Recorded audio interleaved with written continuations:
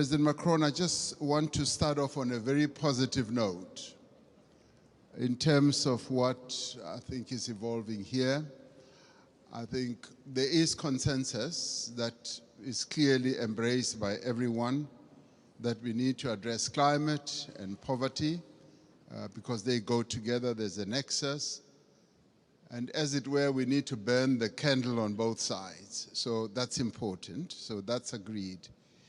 And we all recognize and accept that we need capital at scale to address the key challenges that many countries in the world face, particularly the developing economy countries.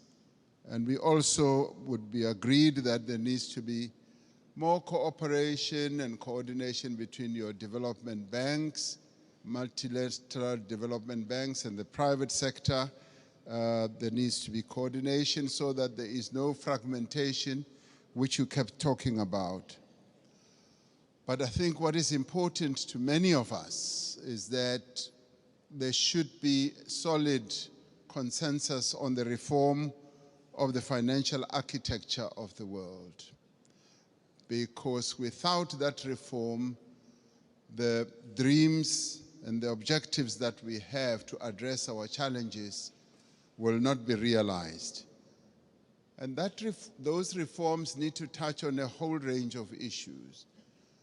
Mr. Mo Ibrahim yesterday even spoke about something that we may think is insignificant, that the boards of directors of your multilateral institutions are not made up of independent directors. They are largely internal people or shareholders. So that in itself, for us, it's an important reform.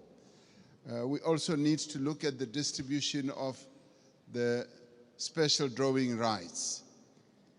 I find it a bit difficult to be told that this is set in the rules and it will forever be like that, and that it's either you get 0 or you get 34 billion. In our view, this is not a zero-sum game. It's a game where we all need to be dealt with equity in an equitable manner. And there is a need for reform in that regard as well. And the other important thing for this to happen, it will help us not to participate as unequal cousins in these institutions. It will help us to participate fully, and so that we don't have a sense that we are beggars, that we are being dealt with out of generosity. I think it's important in the new era that the world is in now that there should be a good measure of equality among sovereign nations. You know, recently, 7 African countries decided to go and put a call for peace to Ukraine and to Russia. And we raised a number of issues.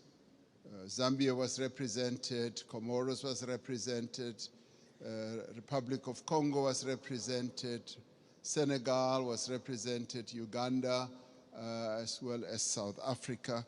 So we were all represented, and Egypt as well. So we were all at one, that even as we were going to address an issue of the war which has had a negative impact on the African continent, which is the rise in prices for food, rise in prices for fertilizers, we were clear that we are not going there as beggars. We are not going to ask for a favor to both Ukraine and Russia. We were going there to say, open up the Black Sea Channel so that the grains and the fertilizers should go into the world market. So we were not on a begging mission, even as we are in great need as a continent and all that. That should go to demonstrate that Africa should never be seen as a continent that needs generosity. We want to be treated as equals. even in the multilateral institutions, we want to be treated as equals. And if our equity is at a low ebb, there must be ways in which that can be addressed. To us, this is very important. Our sovereignty is one of the things that we hold on dearly to. And we demonstrated that very clearly to both President Zelensky and to President Putin when it came to this issue. Even as there were suggestions that, yes, we can donate this, we can donate that, we said, we want you to release these grains and fertilizers to the world market so that the world can trade in these commodities and other issues we can handle in a different way. I wanted to make that point so that it should be understood where Africa has evolved up to. We want to be key players on the world stage, want to be key players even in the financial markets and in the MDBs. Now, these are the positive things. I do, Mr. President Macron, want us to address another issue which to us is a bit of a negative. You will have heard President Sisi talking about the 100 billion that was promised in Paris. President Sassou Nguesso yesterday as well also spoke about it at the dinner. Now, there is that issue that a number of the commitments that have been made have not really been fully lived up to. But before I get into details, let me immediately say that we recognize the many initiatives that have been put on the table, and a number of countries here have done so. Germany has gone out of the way to put a number of initiatives, and the US has also done a number of things. But there have been times when we felt like we were beggars. I played a key role as chair of the African Union during the COVID period. We felt like we were beggars when it came to vaccine availability, when we felt we needed access to vaccines, and the Northern Hemisphere countries had bought all the vaccines in the world, and they were hogging them. And they didn't want to release them at the time when we needed them most. And we felt like we were begging. And at times it felt like they would just be droppings from the table, that yes, we will give you that and that. And let me tell you something that generated a lot of resentment.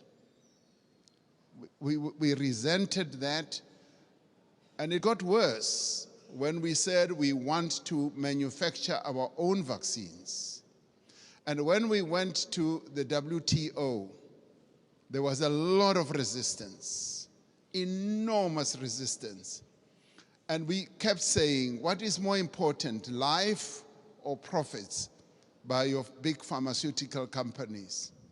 And that too, I must tell you now, generated and deepened that disappointment and resentment on our part, because we felt like life in the Northern Hemisphere is much more important than life in the global South.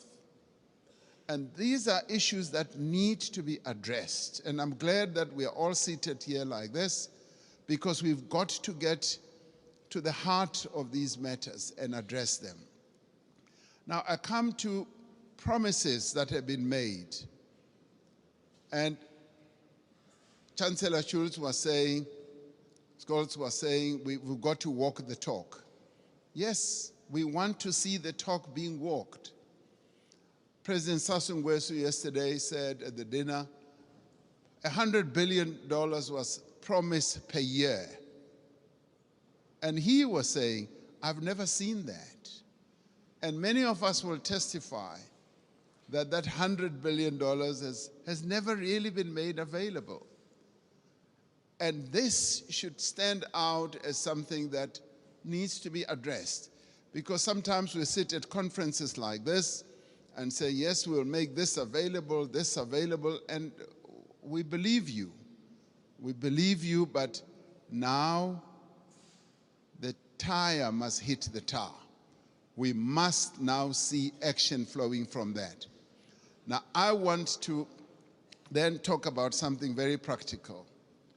President Sassou Nguesso raised it yesterday. He said he would be happy if flowing from this summit, we do something very practical on the infrastructure side.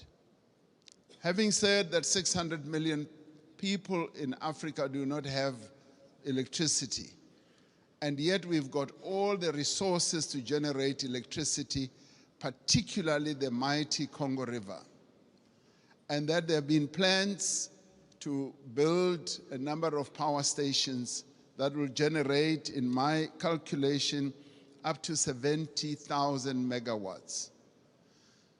And he said, and I want to speak in support of this proposal, that to prove that these summits are not summits where we just talk, flowing from the Paris COP as well as others, let us now put